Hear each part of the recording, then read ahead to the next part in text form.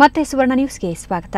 Doctor Raj cup cricket ಪಂದ್ಯಾವಳಿಗಾಗಿ ಕನ್ನಡ ಚಿತ್ರೋದ್ಯಮದ ಘಟಾನುಘಟಿಗಳು ಭರ್ಜರಿ ಪ್ರಾಕ್ಟೀಸ್ ನಡೆಸಿದ್ದಾರೆ.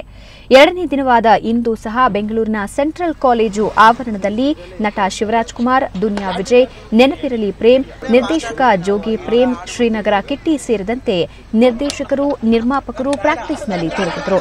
ಅಕ್ಟೋಬರ್ 30, 31 ಹಾಗೂ ನವೆಂಬರ್ 1ರಂದು 3 ದಿನಗಳ ಹುಬ್ಬಳ್ಳಿಯಲ್ಲಿ ರಾಜ್ ಕಪ್ ಪಂದ್ಯಾವಳಿಯಲ್ಲಿ ನಡೆಯಲಿದ್ದು ಒಟ್ಟು 8 ತಂಡಗಳು ಪಂದ್ಯದಲ್ಲಿ ಪಾಲ್ಗೊಳ್ಳಲಿವೆ.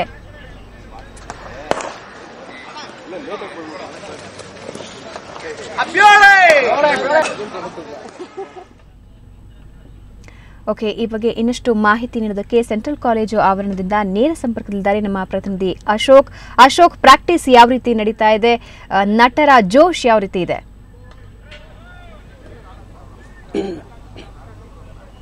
ಆ ಭಾವನಾ ಬಹಳ ಪ್ರಮುಖವಾಗಿ ಸಿನಿಮಾದಲ್ಲಿ ಅಭಿನಯಿಸುವುದು ಅಂದ್ರೆ ಸಿನಿಮಾದಲ್ಲಿ ಕೆಲಸ ಮಾಡುವಂತಹ ತಾರೆಯರು ಕ್ರಿಕೆಟ್ ಅಂಗಳಕ್ಕೆ ಇಳಿದು ಕ್ರಿಕೆಟ್ ಆಡ್ತಾ ಇರೋದು ಒಂದು ರೀತಿ ಅವರಲ್ಲಿ ಒಂದು ರೀತಿ ಹೊಸ ಜೋಶ್ ಅಂತಾನೆ ಹೇಳ್ಬೋದು. ಯಾಕಂದ್ರೆ ಮುಂಚೆ ಯಾವಾಗಲೂ ಕ್ರಿಕೆಟ್ ಆಡಿದಂತ ಅನುಭವ ಈಗ ಅವರಿಗೆ ಚಿತ್ರರಂಗಕ್ಕೆ ಬಂದ ನಂತರ ಆಡ್ತಾ ಇರುವಂತದ್ದು.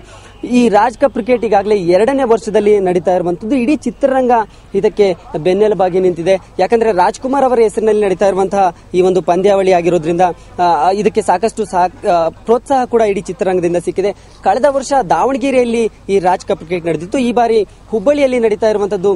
ಅಲ್ಲಿ ಕನ್ನಡ ಚಿತ್ರರಂಗಕ್ಕೆ ಮತ್ತು ಕನ್ನಡ ಭಾಷೆಗೆ ಸಿಗುವಂತಹ ಒಂದು ಸಪೋರ್ಟ್ ಏನಿದೆ ಅದು ನಿಜಕ್ಕೂ ಒಂದು ಒಳ್ಳೆ ತರದಲ್ಲಿ ಇರುತ್ತೆ. ಹಾಗಾಗಿ ಇಡೀ ಚಿತ್ರರಂಗ ಒಂದು ಹೊಸ ಉತ್ಸಾಹದಲ್ಲಿದೆ ಅಂತ ಹೇಳ್ಬೋದು. ಒಟ್ಟು 8 ತಂಡಗಳು ಈ ರಾಜ್ ಕಪ್ ಕ್ರಿಕೆಟ್ ನಲ್ಲಿ ಆಡ್ತಾ ಇವೆ ಅನ್ನುವಂಥದ್ದು ಬಹಳ ಪ್ರಮುಖವಾಗಿ.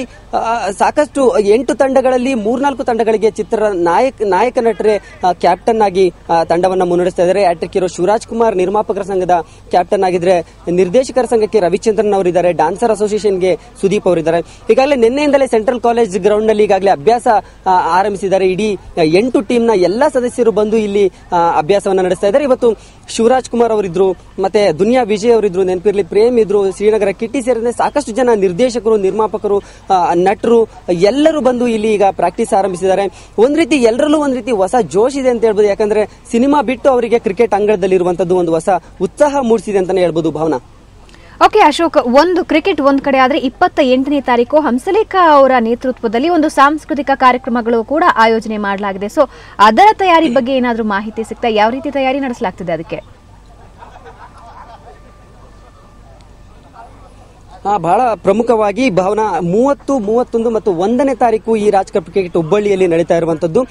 ಅಲ್ಲಿ ಜನರನ್ನ ಆಕರ್ಷಿಸುವ ನಿಟ್ಟಿನಲ್ಲಿ, ಅಂದ್ರೆ ಜನರಿಗೆ ಒಂದು ಹೊಸ ಎಂಟರ್ಟೈನ್ಮೆಂಟ್ ಕೊಡುವ ನಿಟ್ಟಿನಲ್ಲಿ ಇಡೀ ಚಿತ್ರರಂಗ ಅಲ್ಲಿ ಒಂದು ಎಂಟರ್ಟೈನಿಂಗ್ ಕಾರ್ಯಕ್ರಮವನ್ನು ಆಯೋಜಿಸಿದೆ. ಹಂಸಲೇಖ ಅವರ ನೇತೃತ್ವದಲ್ಲಿ ನಡೀತಾ ಇರುವಂತಹ ಎಂಟರ್ಟೈನ್ಮೆಂಟ್ ಕಾರ್ಯಕ್ರಮಕ್ಕೆ ಎಲ್ಲ ತಾರೆಯರು, ನಿರ್ದೇಶಕರು, ಒಟ್ಟಾರೆ ಈ ಕ್ರಿಕೆಟ್ ಯಾರು ಆಡ್ತಾ ಇದ್ದಾರೆ ಅವರೆಲ್ಲರೂ ಸಹ ಅಲ್ಲಿ ಆ ವೇದಿಕೆ ಮೇಲೆ ಪಾಲ್ಗೊಳ್ತಾ ಇದ್ದಾರೆ. 29ನೇ ತಾರೀಕು ಆ ಕಾರ್ಯಕ್ರಮ ನಡೆಯುತ್ತೆ. 29ರ ನಂತರ ಅಂದ್ರೆ 30, 31 ಮತ್ತು 1ನೇ ತಾರೀಕು ಇವರು ಎಲ್ಲರೂ ಸೇರಿ ಅಲ್ಲಿ ರಾಜ್ ಕಪ್ ಕ್ರಿಕೆಟ್ ನಲ್ಲಿ ಆಡಲಿದ್ದಾರೆ. ಭಾವನಾ. ಅಶೋಕ್, ಧನ್ಯವಾದ ಮಾಹಿತಿಗಾಗಿ.